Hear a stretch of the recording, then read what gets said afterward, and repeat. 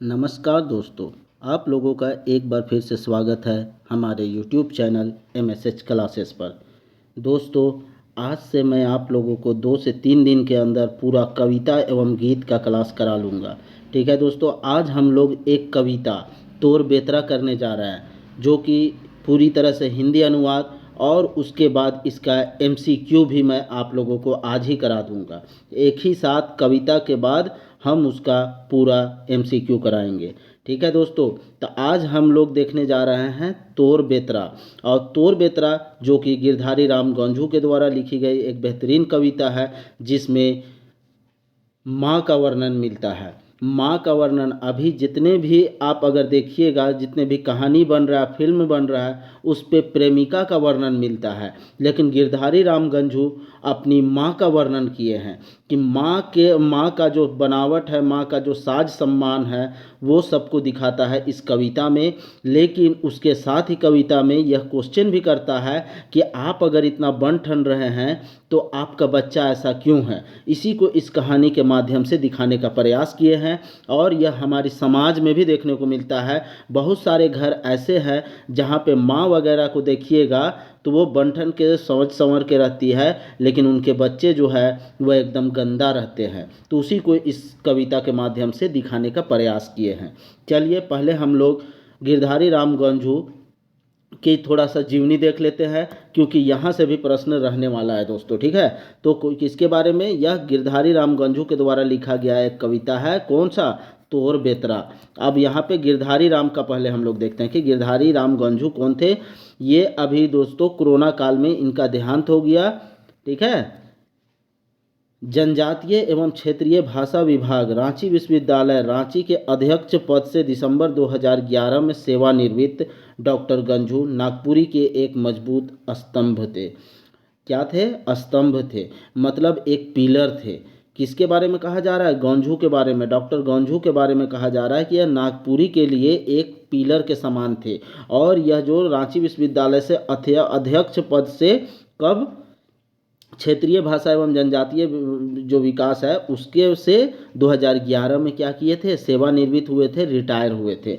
इन्होंने नागपुरी गद्य पद को अनेक विद्याओं से समृद्ध किया। अब यह जो गंझू है वह गद्य में भी लिखे हैं और पद में भी अनेक इनकी रचनाएं देखने को मिलती है। आगे देखते हैं। डॉक्टर गंझू का जन्म खूंटी से कुछ ही दूर बेलवा दाग में 5 दिसंबर 1949 को हुआ है। ठीक है, डॉक्टर गंझू का जन्म कहाँ हुआ है? खूंटी में। ठीक है, अगर सिर्फ खूंटी दे तो आप खूंटी ऑप्शन लगा सकते हैं, लेकिन अगर गांव का नाम दे दे तो आपको गांव का नाम लगाना है। ठीक है, तो खूंटी से 5 किलोमीटर, खूंटी से कुछ दूर में एक गांव है, जिस गांव का नाम क्या है? बेलवा दाग। और इसी बेलवा दाग में 5 दिसंबर 1949 को क्या हुआ है? जन्म हुआ। किसका? डॉक्टर गंझू का। इन्होंने एमए किया है। ठीक है दोस्तों, एमए किया है, बीएड भी किए थे और एलएलबी की भी डिग्री प्राप्त की थी। ठीक है, ये वकालत की भी डिग्री ले चुके थे। पीटर शांति नौरंगी के जीवन और साहित्य पर शोध के लिए इन्हें पीएचडी की उपाधि मिली है। अब इनका जो पीएचडी की उपाधि है तो किस पे शोध किए थे? तो पीटर शांति नौरंगी के जीवन और उसके साहित्य पे ही ये क्या किए थे? शोध किए थे, और इन्हीं से इन्हें पीएचडी की उपाधि मिली। अनेक कॉलेजों में नागपुरी तथा हिंदी के व्याख्याता पद पर काम करने का अनुभव इन्हें प्राप्त हुआ। और यह अनेक कॉलेज में नागपुरी और हिंदी दोनों में पढ़ाने का काम किए हैं। ठीक है, अनुभव इसे प्राप्त है। आगे देखते हैं। अखरा निंदाए गेलक इनके नाटकों का चर्चित संग्रह है। इनके नाटकों का एक संग्रह है जिसको क्या कहते हैं? अखरा निंदाए गेलक। अखरा निंदाए गेलक में बहुत सारे नाटक है, जिसका संग्रह, पूरी संग्रह है ये नाटक का, और उसमें बहुत सारे नाटक है। ठीक है, इन्होंने अनेक पुस्तकों का संपादन भी किया है। विविध पत्र पत्रिकाओं में इनकी हिंदी और नागपुरी रचनाएं प्रकाशित होती रहती है। अभी भी विविध पत्र और पत्रिका जो भी है उनमें इनकी रचनाएं जो है प्रकाशित होती रहती है। ये जो है दोस्तों डॉक्टर गंझू, इनसे हम लोग भी पढ़ चुके हैं, मैं भी पढ़ा हूँ डॉक्टर गंझू से। बहुत ही सीधा साधा इंसान थे, हर एक के लिए कोऑपरेटिव बंदा थे। बहुत ही, कोई किसी भी बात को इतनी सहजता से बताते थे कि आप अगर इनसे मिले होंगे तो आप इनकी सादगी पे क्या होते? मोह जाते। ऐसा ये बनता थे। चलिए अब हम लोग कविता आते हैं। कविता का पहले हम लोग हिंदी अनुवाद देखेंगे। हिंदी अनुवाद देखेंगे उसके बाद इसका एमसीक्यू करेंगे। पहले हम लोग कविता रीड करते हैं। कविता का नाम है तोर बेतरा। ठीक है, तोर बेतरा। बेतरा का मतलब क्या होता है दोस्तों? जैसे अगर हम लोग किसी बच्चे को साइड के तरफ से अगर गोदी लेते हैं तो वो गोदी होता है, लेकिन अगर पीठ के तरफ टांग लेते हैं और कपड़ा से बांध देते हैं तो उसी को बेतरा कहते हैं। ठीक है, पीठ के तरफ, ठीक है, पीछे के तरफ, उसी को बेतरा कहते हैं। तो यहाँ माँ के बेतरा के बारे में, माँ किस तरह से अपने बच्चे को अपने पीठ में लगा के सारा काम करती है उसी के बारे में बताया गया है। ठीक है, चलिए। तोर गुंज गुंज करिया खोपा में, खोसल खोसगो चांदिक रुपया, करिया केस चिमटल चरई की लीप, करम काठक ककई कोराल केस, मेंजूर बोकली बाजक पैखक कैलगा, तोर रूप दमके आयो उगल बेरतर, काने मंदिर मधे लौके तरपत, नाके सोनाग झुलझुली छूछी ब्लॉक, गला शोभे चंदवा कंठा मंदूलो भारी हंसली, और घेचाए टंगाल चार लर पान सिकरी, बाहें टड़िया हाथे सोना ककना, झूले डंडा पोटका लौके चमचम, गोड़े पैरी खनखनाए और झुटिया झनके, एतई सुंदर हीरा मोती रूपा मूंगा झबरल, हरियर पात तैर लुगा झूला, इंद्रधनुष नियर छटा शोभे, तोर आँचरा में अमृत आयो, तोर कोरा में सरक समान सुख, मगर तोर पीठ में नायो, भूखल प्यासल सुखल टटाल, सांस कोनो नियर अटकल, टुकुर टुकुर ताकत गुजुर गुजुर नजर से नजर, काले काले आयो तोर बेतरा में। देखिए यहाँ पे क्वेश्चन किया जा रहा है। ठीक है, अब चलिए एक एक करके हम हिंदी अनुवाद आप लोग को बताते हैं। एकदम मज़ेदार दोस्तों, एक बार सिर्फ आप लोग देख लीजिए, आप लोग का दिमाग में छप जाएगा, ये गारंटी है दोस्तों। तोर गुंज गुंज करिया खोपा में। ठीक है, अब यहाँ पे गुंज गुंज मतलब एकदम टह टह काला होता है ना, जब से कभी अंधेरी रात अगर आप लोग देखे होंगे जब बिना चांद वाला तो कितना काला होता है, उसी तरह एकदम काला। तो तुम्हारा जो काला काला करिया खोपा में, काला काला करिया का मतलब होता है पूरी तरह से काला, और गुनगुन मतलब पूरी तरह से। ठीक है, और करिया का मतलब होता है काला, और खोपा का मतलब क्या होता है? बाल को, चूड़ा को जो पीछे बना के खोस दिया जाता है उसी को खोपा कहते हैं। में खोसल खोसगो चांदी का रुपया, और इसमें बाल को जब मोड़ दिया जाता है और उसमें एक क्या लगाया जाता है? बाल को खोसने के लिए खोस दिया जाता है बाल को उसके सहारे में, जिससे कि बाल उलझे मतलब निकले ना, खुले ना। तो उसी को क्या है? खोसल क्या है? खोसल क्या है मतलब कि उसमें लगाया हुआ है खोसगो जो है वह बाल में लगाने वाला है एक आभूषण है, समझ लीजिए गहना है लड़कियों का। और यह कैसा है? चांदी का रुपया। चांदी क्या है? ठीक है, खोसगो जो है वह चांदी का है। करिया केस चिमटल चरई की लिप, और करिया जो केस है उसमें क्या है? चिमटा हुआ, चिमटल चरई की लिप, जो क्लिप है वह करिया केस को क्या हुआ है? चिमटे हुए है, और चिमटे हुए, और यह क्लिप कैसा बना हुआ? चरई बना हुआ है उस क्लिप में। और करम काठक ककई कोराल केस, और करम का जो पेड़ है उसके लकड़ी से एक ककई बना हुआ है। ककई किसको कहते हैं? कंघा को कहते हैं दोस्तों। ठीक है, कंघा का एक छोटा रूप होता है उसको कहते हैं। यह जनरली देहातों में क्या होता है? जू वगैरह निकालने का काम आता है, तो वही ककई। लेकिन यहाँ पे जू निकालने की बात नहीं हो रही, यहाँ बाल संवारने की बात हो रही है। तो किससे? ककई से बाल संवारा जा रहा है। ये ककई किस चीज़ का बना हुआ है? करम की लकड़ी का बना हुआ है। और यहाँ पे कोराल केस मतलब कि झाड़ा हुआ केस। ठीक है, झाड़ा हुआ, चीरा हुआ। मेंजूर बोकली बाजक पाइक कैलगा। अब यहाँ पे कैलगा दोस्तों एक तरह का पगड़ी होता है। ठीक है, टोपी होता है, उसको कैलगा कहते हैं। ठीक है, कैलगा। और उस कैलगा में क्या क्या लगा हुआ है? क्या क्या लगा हुआ है? किसका पंख लगा हुआ है? तो मेंजूर का अर्थात मोर का पंख लगा हुआ है, बोकली अर्थात बगुला का पंख लगा हुआ है, और बाजक अर्थात बाज का क्या लगा हुआ है? पैखक अर्थात पंख लगा हुआ है। तोर रूप दमके आयो उगल बेरतर, और इस तरह से तुम जो संवरे हुए हो आयो, तो तुम्हारा जो रूप है किस तरह से दमक रहा है? दमक का अर्थ है कि पूरी तरह से छा जाना, चमकना। ठीक है, तो तुम्हारा रूप जो है इस तरह से चमक रहा है जैसे क्या है? सूरज जब उगता है तो उसका जो सूर्य की किरण जो होती है जिस तरह से चमकती है, वैसे ही आयो आपका जो रूप है वह चमक रहा है। ठीक है। काने मंदिर मध्य लौके तरपत। अब यहाँ पे देखिए, काने मंदिर मध्य, कान के बारे में बताया जा रहा है कि कान के बीच में क्या लौक रहा है। लवक का मतलब होता है चमकना। ठीक है, लवकने का मतलब होता है चमकना। अगर देहात में आप लोग देहात से वाबस्ता रखते होंगे तो आप लोग सभी सुनते होंगे घर में, जैसे ही बारिश होने लगती है तो बिजली जब कड़कता है तो बुढ़िया लोग जो होती है, दादी दादा लोग होते हैं या किसी की माँ बाप भी जो होते हैं, तो वह बोलते हैं कि घर के अंदर आ जाओ, क्या हो रहा है, बिजली लवक रहा है। ठीक है, मतलब कि चमक रहा है। तो कौन यहाँ पे इस कविता में क्या चमक रहा है, तरपत चमक रहा है। तरपत क्या होता है, तरपत होता है कान में पहनने वाला आभूषण अर्थात झुमका। झुमका जो है माँ का, आयु का चमक रहा है किसमें, कान के बीच में। नाके सुनाक झुलझुली छुछी ब्लोक। अब यहाँ पे देखिए, नाक में जो है वह सोना का क्या पहनी हुई है, नकबुकटी। अब नकबुकटी क्या होता है दोस्तों, नथिया। नथिया एक तरह का, जैसे मान लीजिए अगर ये नाक हो गया ना, ये नाक हो गया। ठीक है, तो नाक में ऐसे अगर बुट्टी टाइप का रहता है ना, बुट्टी टाइप का एकदम छोटा सा, उसी के बारे में कह रहा है छुछी बोलो। मतलब कि एकदम छोटा सा बुट्टी टाइप का लगा हुआ है ये वाला। और ये क्या चीज़ का है, सोना का है। इसी के बारे में, सोना का है। सोनाक झुलझुली छुच्छी बोलो। ठीक है, एकदम ये झुलझुली जो है, यह जो सोना का जो नकबुकटी है वह एकदम छुच्छी ब्लॉक है, एकदम छुच्छी ब्लॉक है। ठीक है, छोटा सा है, एकदम बूंदी टाइप का। गला शोभे चंदवा टंडा। गला शोभे चंदवा, चंदवा कंठा मंदुली भारी हंसली। हंसली जो है दोस्तों, अगर आप लोग देखे होंगे तो दादी लोग पहले हंसली वगैरह का जब भी कभी होता था तो मेरे पास इतना हंसली है। हंसली मतलब गला में पहनने वाला एक प्रकार का मोटा हार टाइप का होता है। ठीक है, उसी को हंसली कहते हैं। अभी भी होता है, अभी भी लोग पहनते हैं। और बुढ़िया लोग के पास स्पेशल ये चांदी का पहले रहता था।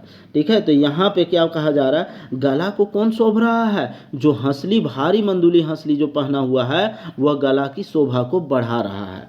और घेचाए टंगाल, और हंसली तो है ही, हंसली क्या होता है, जैसे अगर मान लीजिए, देखिए ये अगर मान लीजिए ये गला है, यहाँ तक अगर ये सर है तो सर के बाद ये गला है, तो यहाँ पे एकदम सटा हुआ जो रहता है इसको हंसली बोलते हैं। ठीक है, यहाँ पे एकदम सटा हुआ।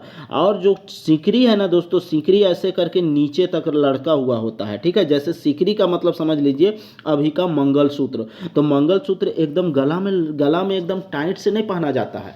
गला में क्या होता है, मंगलसूत्र एकदम नीचे तक चला जाता है, सीने तक चला जाता है, तो वैसे ही सिकरी होता है। और जो हंसली होता है वो गला में सटा हुआ होता है। तो इसी के बारे में बात कर रहा है। और घेचाए टंगाल चार लड़का, जो सिकरी है, सिकरी भी क्या है, गला में पहनने वाला।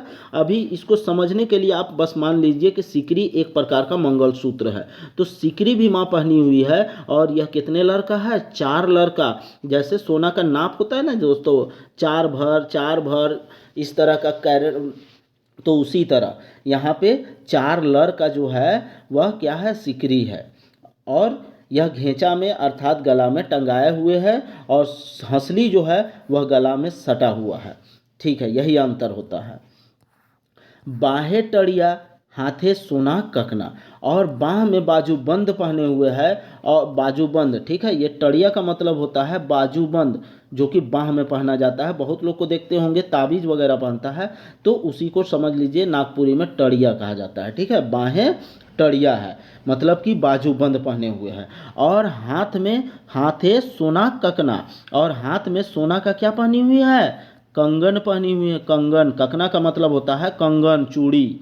ठीक है, ककना का मतलब हुआ चूड़ी, कंगन।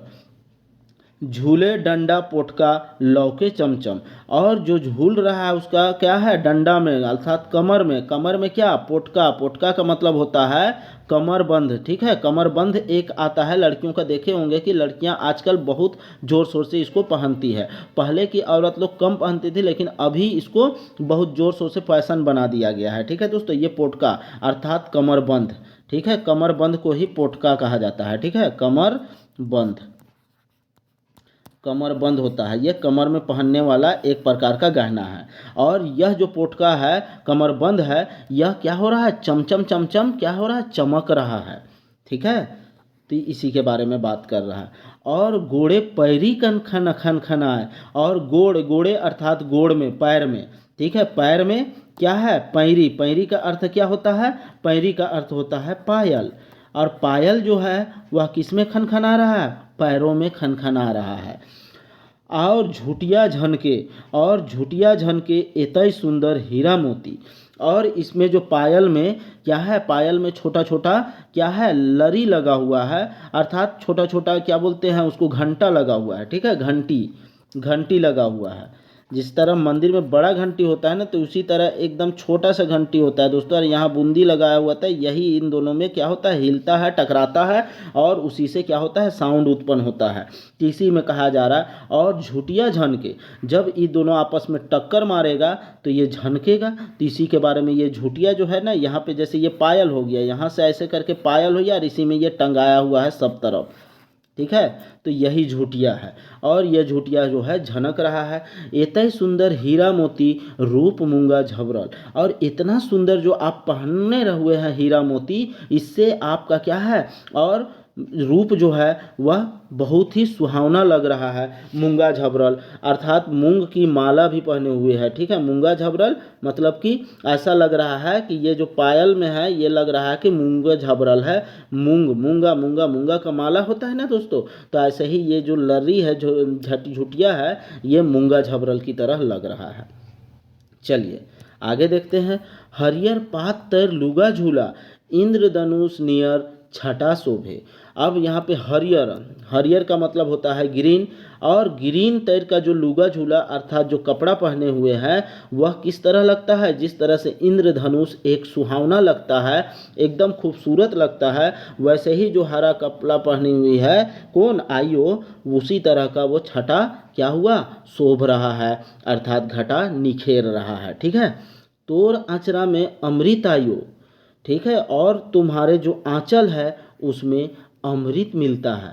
ठीक है, अर्थात बहुत सुख मिलता है। अमृत का मतलब होता है अमर हो जाना। ठीक है, तो इसी तरह यहाँ पे दुनिया भर का सारा सुख सुविधा जो है किसके आंचरा में, तोर आंचरा में। किस, तोर मतलब किसका, आइयो के आंचरा में। तोर कोरा में सरक समान सुख, और तोर आंचरा में अमृत है, साथ ही साथ तुम्हारे कोरा में, तुम्हारे कोरा का अर्थ हुआ गोदी, तुम्हारे गोदी में क्या है, तुम्हारे गोदी में सरग अर्थात स्वर्ग के समान सुख मिलता है। ठीक है, स्वर्ग के समान सुख मिलता है किसके कोरा में, किसके गोदी में, आइयो के गोदी में।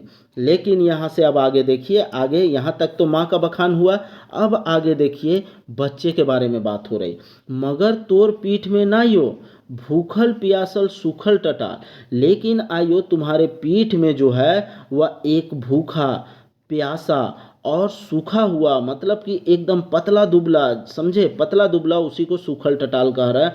सांस कोनो नियर अटकल, और लग रहा है कि उसका सांस किसी तरह अटका हुआ है, मीन्स कि इतना पतला दुबला है, भूख प्यास से लथपथ है, तो इसका सांस लग रहा है कि अब न तब ये इस दुनिया को छोड़ देगा, ऐसा।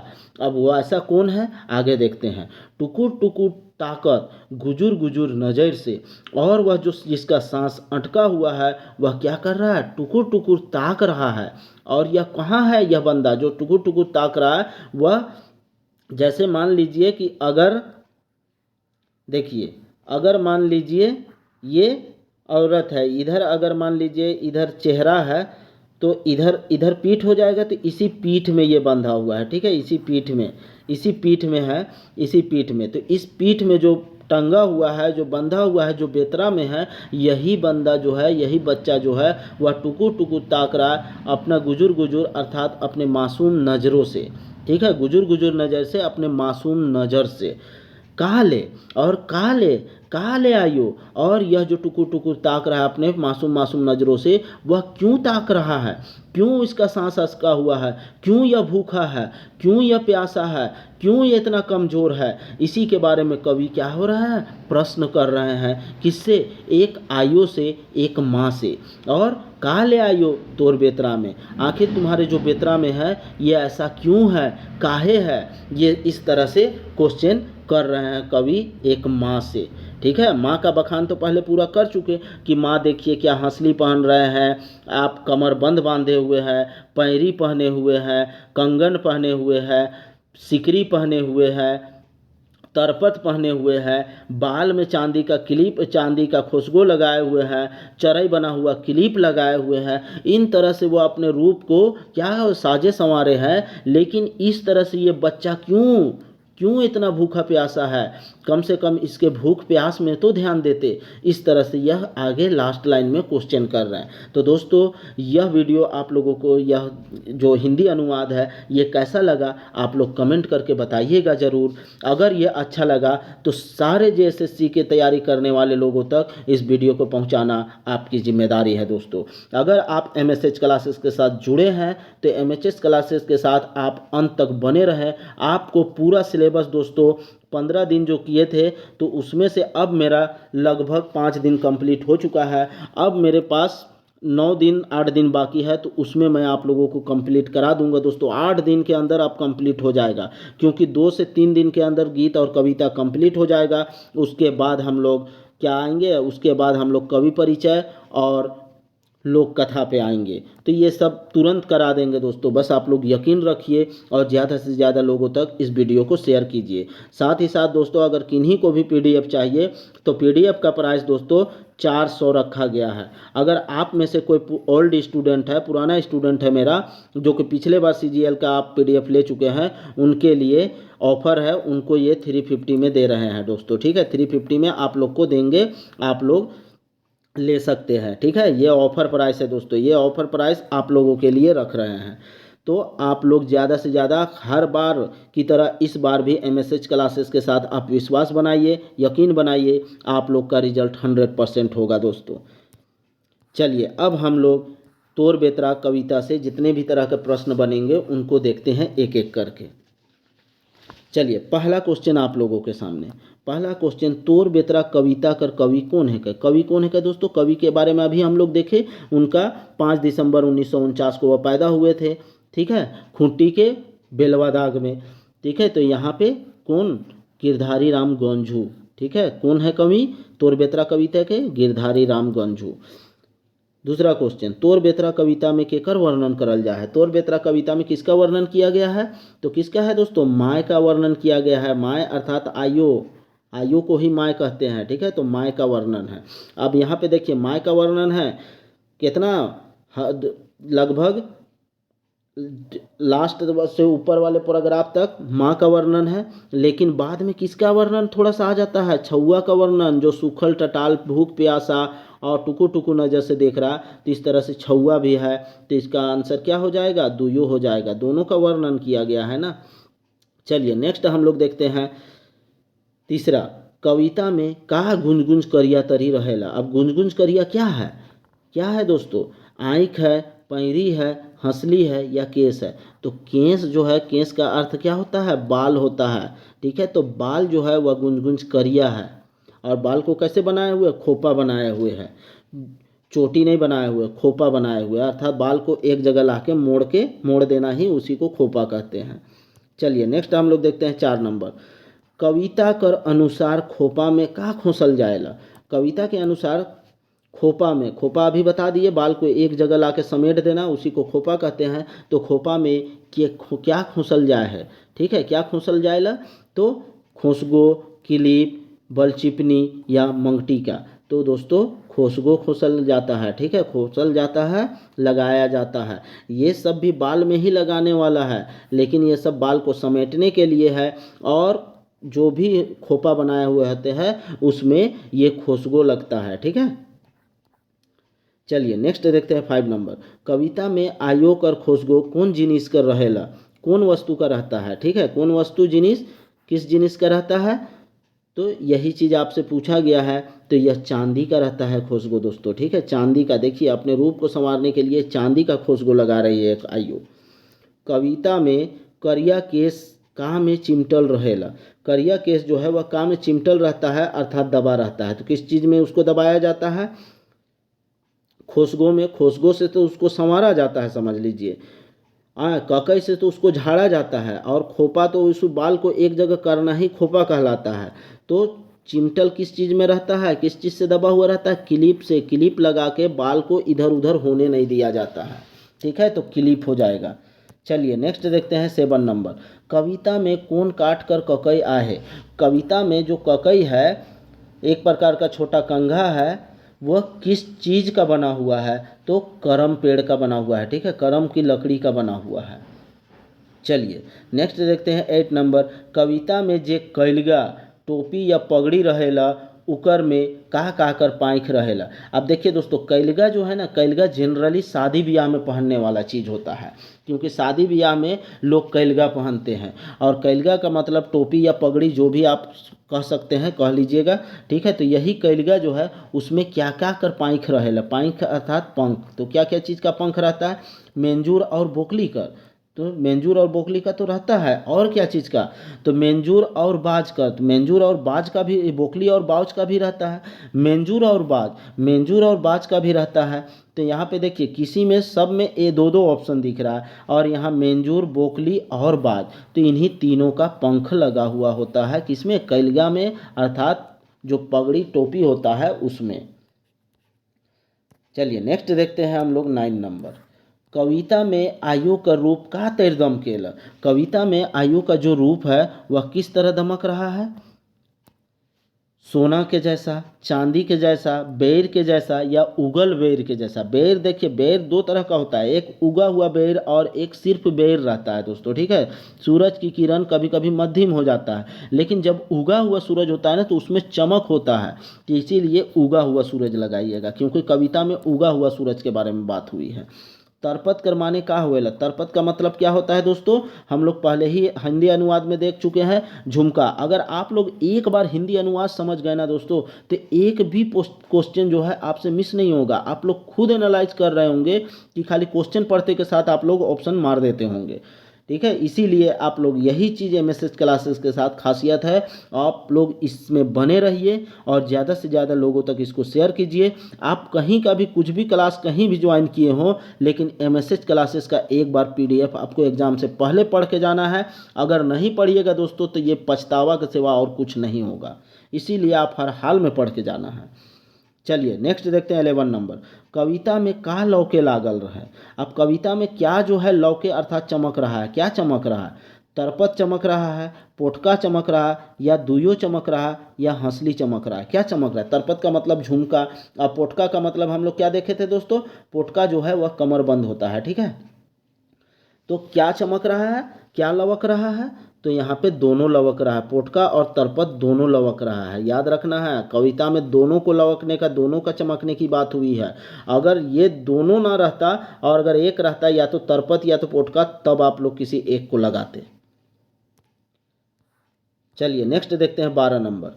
कान में पिंधे वाला गहना कौन है के। कान में पहनने वाला गहना इस चारों में से कौन है? पैरी। तो पैरी कहाँ पहना जाता है? तो पैरी दोस्तों पैर में पहना जाता है, पायल है ये। और पोटका, कमरबंद, ये तो कमर में पहनने वाला है। हंसली, हंसली को गला में पहनने वाला है। तो अब एक ही चीज़ बच रहा है, क्या बच रहा है? तरपत। और यही तरपत जो है वह कान में पहना जाता है, झुमका होता है। चलिए 13 नंबर देखते हैं। इकर में गला का शोभा कौन बढ़ाएला। अब देखिए यहाँ 4 ऑप्शन है, उसमें से गला का शोभा कौन बढ़ाता है? तो कैलगा। तो कैलगा तो सर में पहनने वाला है। हंसली, हंसली तो गला में पहनने वाला है। सिकरी भी गला में पहनने वाला है, लेकिन ककना जो है ये हाथ में पहनने वाला है। तो इस तरह से 2 ऑप्शन हट गया। लेकिन अब कौन शोभा बढ़ा रहा है? गला में पहनने वाला 2 आभूषण मिल गया, लेकिन शोभा बढ़ाने की बात हुई है, तो शोभा कौन बढ़ा रहा है, इसका हम लोग को आंसर देखना है। तो हंसली जो है दोस्तों, कविता के अनुसार हंसली जो है यह गला का शोभा को बढ़ा रहा है, क्योंकि सिकरी जो है वह नीचे ढक जाता है, कभी कभी कपड़ों से या आंचल से ढक जाता है, लेकिन हंसली जो है वह गला में एकदम सामने रहता है, तो ये दिखते रहता है, इसीलिए गला का शोभा हंसली से बढ़ रहा है। चलिए नेक्स्ट देखते हैं 14 नंबर। कविता में केकर लुगा झूला हरियर पात तैर है। कविता में किसका लुगा झूला, किसका कपड़ा जो है, लुगा झूला अर्थात कपड़ा, ठीक है, कपड़ा। अब कपड़ा में जिस तरह का भी कपड़ा, चाहे साड़ी पहनो या फिर आप टॉप वगैरह पहनो, जो भी, लेकिन आइयो है तो साड़ी पहनी हुई होगी जनरली। तो यहाँ पे लुगा झूला जो है, आइयो का जो साड़ी है वह हरियर पाइतर है। तो किसका, आइयो का। तो यहाँ पे कीकर, तो आइयो कर, ठीक है, आइयो। अब आइयो कर यहाँ पे ऑप्शन एक है, लेकिन दूसरा माय कर भी दे दिया, आइयो को ही माय कहा जाता है। तो इस तरह से 2 और 3 दोनों आंसर हो जाएगा, अर्थात ऑप्शन 4 इस प्रश्न का, 14 प्रश्न का आंसर होगा, ठीक है। तो ऑप्शन 4। चलिए नेक्स्ट देखते हैं 15 नंबर। कविता में केकर अचरा में अमृत कहल, केकर अचरा के अमृत कहल जाए। यहाँ पे के कर दीजिए, केकर अचरा के अमृत कहल जाए है। तो किसका अचरा को दोस्तों, आइयो कर अचरा को। आइयो का जो अचरा होता है, आंचल होता है, उसको अमृत से क्या किया गया है, तुलना किया गया है, अर्थात अमृत कहा गया है। चलिए नेक्स्ट हम लोग देखते हैं 16 नंबर। आयो कर सिकरी कय लर कर रहेला। आयो का जो सिकरी है वह कय लर का होता है, हम लोग लर पहले ही देख चुके हैं दोस्तों। तो कितना लर का, 4 लर का होता है, 4, ठीक है, 4 लर का। चलिए नेक्स्ट देखते हैं 17 नंबर। कविता कर अनुसार बाह में पिंधे वाला गहना इकर में कोना है। अब यहाँ पे देखिए, बाह में पिंधने वाला, बाह में पिंधने वाला जो गहना है वह कौन है। तो कौन है दोस्तों, ककना जो है वह हाथ में पहनने वाला है, टड़िया जो है, पोटका जो है यह कमर में, पैरी जो है वह पैर में। तो इस तरह से सब ऑप्शन हटते जा रहा है। तो अब मेरे पास एक बच रहा है। इस तरह से अगर आपको कभी किसी प्रश्न में एग्जाम में अगर डायरेक्ट याद नहीं है तो आप कोशिश कीजिएगा ना पहले ऑप्शन हटाने का, क्योंकि हटा के भी आप आंसर निकाल सकते हैं। तो हटाने का भी कोशिश कीजिएगा, वही स्मार्ट तैयारी होता है दोस्तों, ठीक है। तो यहाँ पे टंडिया हो जाएगा। चलिए नेक्स्ट हम लोग देखते हैं 18 नंबर।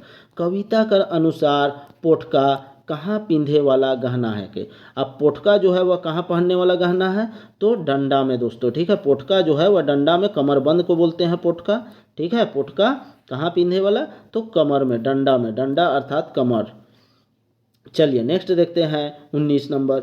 कविता कर अनुसार आयो कर गोड़ में का खन खनाएला। अब यहाँ पे गोड़ अर्थात पैर, पैर में क्या खन खन खन खन करता है। तो जैसे हम लोग का गाना है ना दोस्तों, हमारी पायलिया खन खन खन खन करती है। तो ये देखिए पायलिया, तो पायलिया, यहाँ गोड़ में पैर की बात हो रही है यार, खन खन की, तो पायलिया तो अर्थात पायरी, ठीक है, पैरी को ही पायल कहते हैं। तो यहाँ पे पैरी जो है वह गोड़ में खनखना रहा, पैर में खनखना रहा। चलिए नेक्स्ट देखते हैं 20 नंबर। कविता में केकर कोरा के सरग तैर कहल जाए। सरग अर्थात स्वर्ग, स्वर्ग के जैसा सुख किसके गोदी में मिलता है, तो माँ के गोदी में। तो किसका गोदी को, कोरा का अर्थ होता है गोदी, तो किसके गोदी को स्वर्ग तैर कहा गया है, तो माँ के, ठीक है। माँ अर्थात आयु, आयु अर्थात माँ, दोनों होता है। तो माँ का जो गोदी है उसको स्वर्ग जैसा कहा गया है। चलिए नेक्स्ट देखते हैं 21 नंबर।